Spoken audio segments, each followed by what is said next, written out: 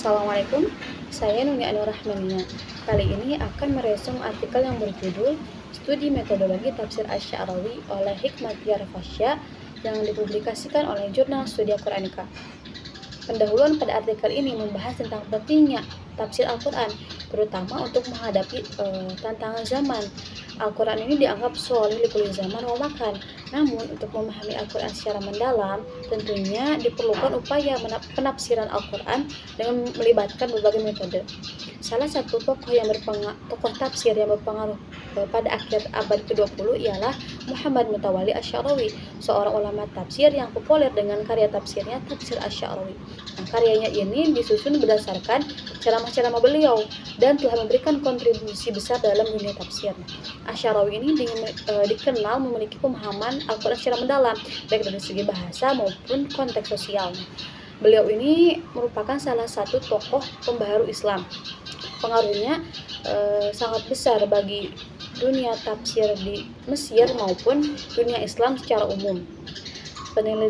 Penulis artikel ini ingin menganalisis lebih lanjut tentang pemikiran Asy-Sya'rawi.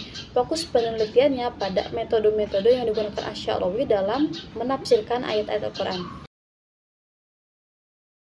Muhammad Mutawalli Asy-Sya'rawi lahir pada hari Ahad tanggal 17 Rabiul Tsani tahun 1329 Hijriah atau 1911 Masehi di desa Dakadus. Kemudian beliau wafat pada hari Rabu tanggal 22 Safar tahun 1419 Hijriah atau 1998 Masehi di usianya yang ke-87 tahun. Asy-Sya'rawi lahir di keluarga yang sederhana dengan ayah yang alim. Keluarganya yang religius sangat memengaruhi perjalanan hidupnya. Beliau sudah hafal Al-Quran sejak usia 11 tahun dan kemudian melanjutkan studinya di Al-Azhar. Asy-Sya'rawi memiliki kecerdasan yang luar biasa, terutama dalam bidang bahasa Arab. Fokus studinya pun di Universitas Al-Azhar mengarah pada bahasa Arab, yang kemudian hal ini tercermin dalam gaya penafsirannya yang menekankan pada aspek kebahasaan. Pada abad ke-19, Al-Azhar mengalami modernisasi dengan masuknya kurikulum ilmu-ilmu modern. Hal ini dipengaruhi oleh upaya pemerintah untuk sekularisasi pendidikan. Ada Asy-Sya'rawi ini belajar di Al-Azhar pada masa transisi ini. Lingkungan akademik yang dinamis dan kaya akan disiplin ilmu seperti bahasa Arab, sastra, hadis, tafsir, dan fikih sangat memengaruhi pemikiran dan metode tafsir Asy-Sya'rawi. Ketertarikan Asy-Sya'rawi pada sastra Arab dan keputusannya untuk mengambil jurusan bahasa Arab di Universitas Al-Azhar menjadikan Asy-Sya'rawi ini memiliki pemahaman yang mendalam tentang bahasa Al-Quran. Hal ini tercermin pada gaya bahasa tafsirnya yang sangat memperhatikan aspek kebahasaan. Tafsir Asy-Sya'rawi cenderung menggunakan tafsir bil-ra'yi. Ada beberapa hal yang digunakan Asy-Sya'rawi dalam penafsirannya. Di antaranya, contohnya ketika Asy-Sya'rawi menafsirkan surah An-Nisa ayat 3. Di sini yang digaris bawahinya kata Allah tuqsitu. Nah, Asy-Sya'rawi menganalisis kata al-qistu yang mana sering diterjemahkan dengan adil.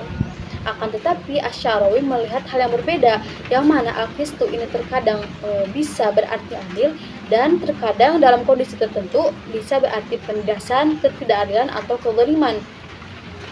Hal ini bisa dilihat dari asal katanya, yaitu al-qistu ketika qofnya dikasrahkan maka berarti adil, sedangkan al-qastu atau al-qustu ketika qofnya dipatahkan atau didomakan berarti penindasan, ketidakadilan, kezaliman. Nah, kemudian penambahan hamzah pada sebuah kata kerja ini memberikan makna menghapus atau menghilangkan, atau bisa disebut juga dengan hamzah izalah. Sehingga pada kalimat ini berarti menghilangkan kezaliman. Ya, jadi dapat disimpulkan ketika pada ayat wa in khiftum alla tuqsitul yatama mengantarkan pada makna ketika kamu takut tidak mampu menghilangkan kezaliman pada anak yatim. Contohnya ketika Asy-Sya'rawi menjelaskan surah Al-Baqarah ayat 298, yang mana beliau menjelaskan bahwa ayat ini didahului dengan ungkapan alam tara yang terdiri dari yang pertama hamzah yang merupakan adat istifham, yang kedua huruf lam yang digunakan untuk menafikan atau harfun nafi, dan yang ketiga kata taro yang merupakan bentuk fi'il mudhari artinya kamu melihat. Huruf hamzah yang datang sebelum lam nafi merubahnya menjadi sebuah pengingkaran terhadap pekerjaan yang dinafikan atau manfi. Sehingga makna yang sebenarnya ialah antara itu, yang artinya kamu telah melihatnya.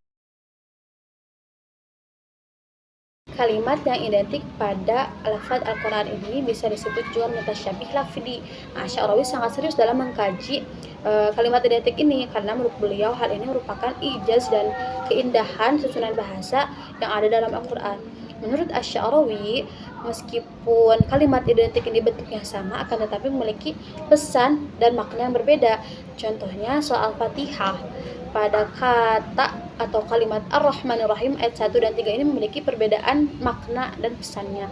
Yakni Ar-Rahmanir Rahim pada ayat pertama merupakan permohonan pertolongan dari kekuatan dan sifat-sifat Allah sebelum kita melakukan sesuatu. Kedua sifat ini mengingatkan kita pada rahmat dan ampunan Allah walaupun kita pernah berbuat dosa. Nah, selanjutnya Ar-Rahmanir Rahim pada ayat ketiga ini dikaitkan dengan Rabbil Alamina, yaitu Tuhan yang memiliki semesta alam, yang menciptakan kita dari ketiadaan dan yang memberikan nikmat kita yang tak terhitung jumlahnya, yang kita bersyukur kepada Allah, yang mana nikmat-nikmat yang kita terima ini merupakan rahmat dari Allah. Contohnya surah Al-An'am ayat 75. Di sini yang garis bawahi ialah kata al-malakut. Menurut Asy-Sya'rawi, kata al-malakut ini merupakan tashkil dari kata malaka. Hal ini digunakan untuk menunjukkan makna yang lebih tinggi, seperti halnya kata rahmut yang menunjukkan makna lebih tinggi dari kata rahmah. Al-malakut ini memberikan pemahaman tentang hakikat yang tidak terlihat. Nah, al-malaka ini apa yang sedang dihadapan, sedangkan al-malakut ini sesuatu yang ada di balik malaka tersebut. Hal ini sebagaimana dijelaskan dalam surah Asy-Syu'ara ayat 77 sampai 81. Di sini saya mengambilnya contoh ayat 80 yang artinya apabila aku sakit, dialah yang menyembuhkanku. Hal ini jadi kata dialah yang menyembuhkanku itu artinya kesembuhan datang dari Allah, sedangkan pengobatan datang dari dokter. Secara rincinya pengobatan dari dokter adalah yang terlihat, sedangkan yang hakikatnya ialah kesembuhan dari Allah.